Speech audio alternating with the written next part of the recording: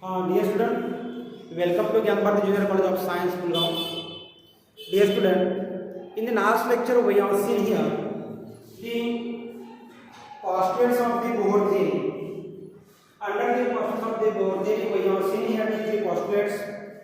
First postulate here gives you the relation between the centripetal force required for the circular motion of the electron around the nucleus, and it is given by the v square upon r is equal to 1 upon 4 pi epsilon 0 e square upon r. So this is the first postulate, and in the first postulate it is explained that stated that the electron revolves in the circular orbit around the nucleus, thus around the planet revolves around the sun in the circular orbit.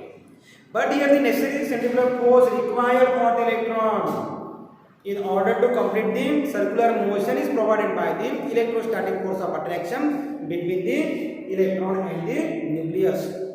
Thus here is the electron is the negatively charged and nucleus having the positive charge. So there is the electrostatic force of attraction between the negatively charged electron and the positively charged nucleus. So this was our first postulate.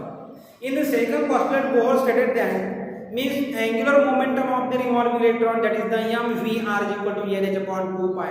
Here m is the mass of the electron, v is the velocity of the electron, r is the radius of the orbit. N is the principal quantum number, h is the Planck constant having the value 6.63 10 to the power minus 34 joule-second. nh upon 2 pi, again 2 pi is the constant, so mvr is equal to nh upon 2 pi. This gives you the what? Angular momentum of the electron. It is integral multiple of, means n is the integer multiple of the h upon 2 pi. So this is the our second postulates.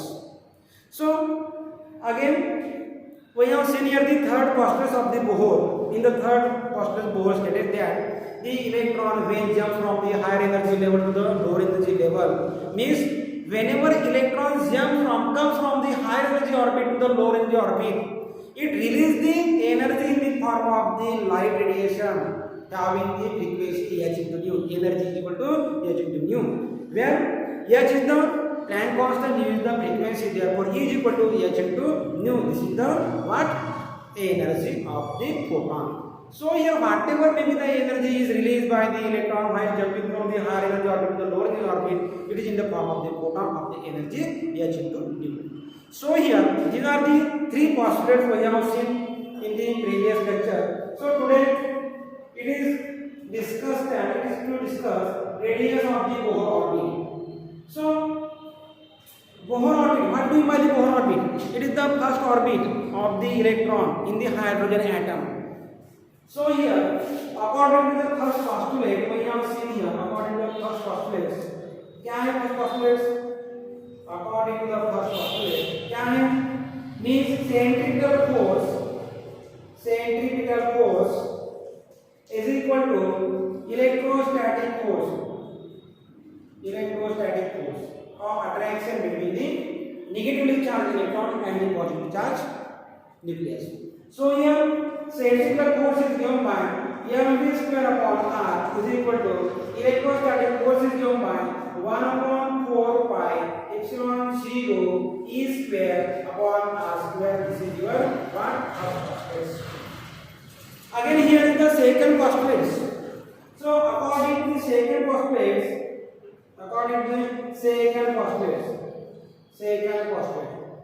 अबे second postulate क्या रहता है आप लोगों को?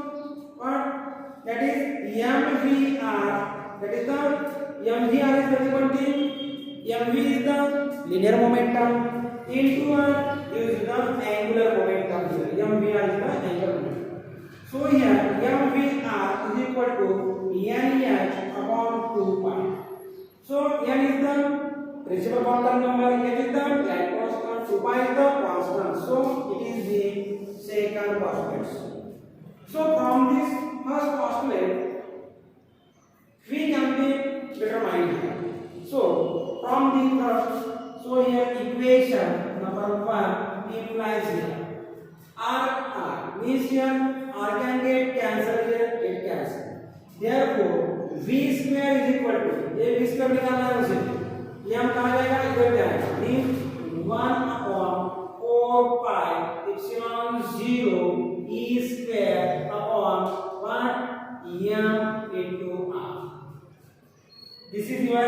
equation number 3.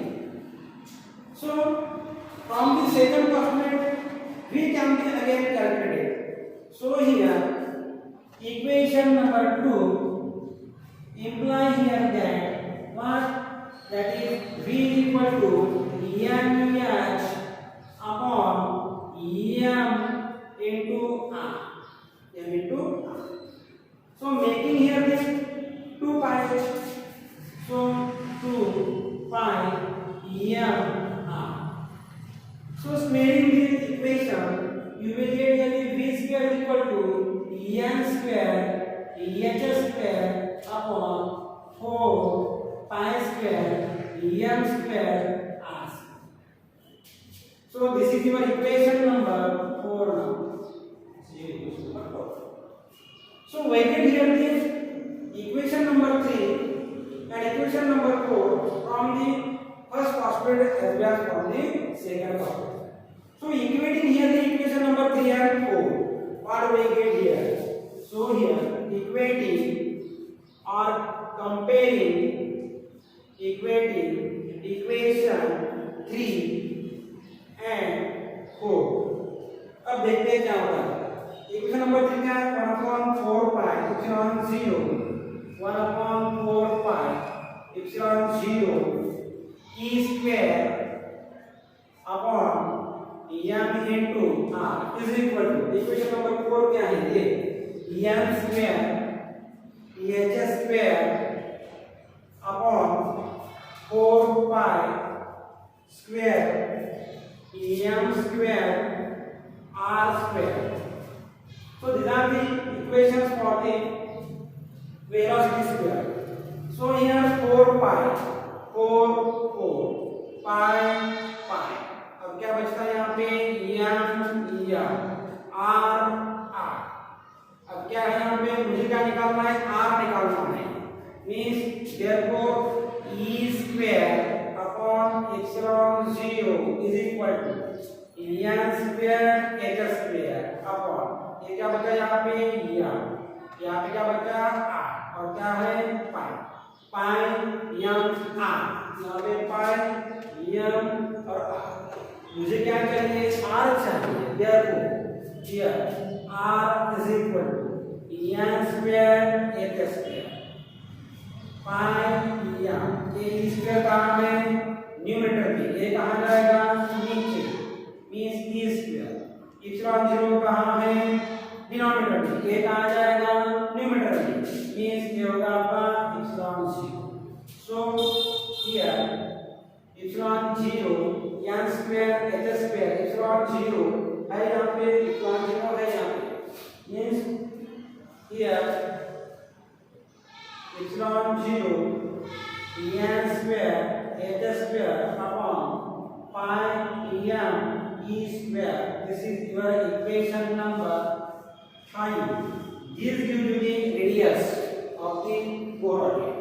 But here n is equal to 1. Means n का value principal number जो quantum principal number principal quantum principal number.